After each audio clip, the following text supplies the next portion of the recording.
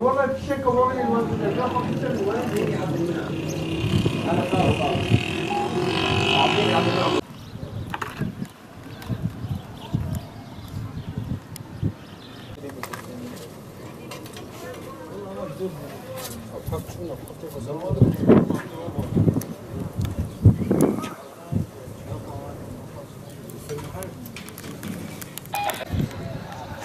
مقدم شوفوا جنين يا شباب.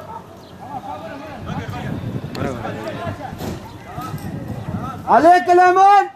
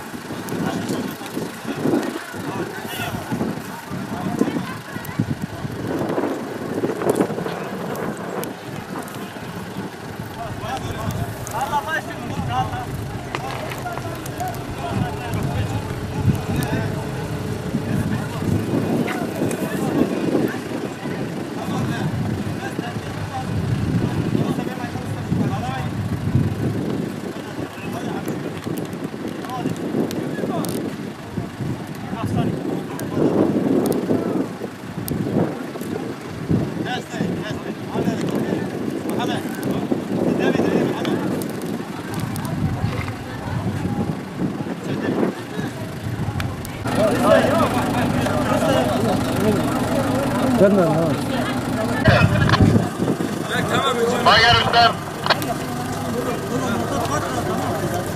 Vay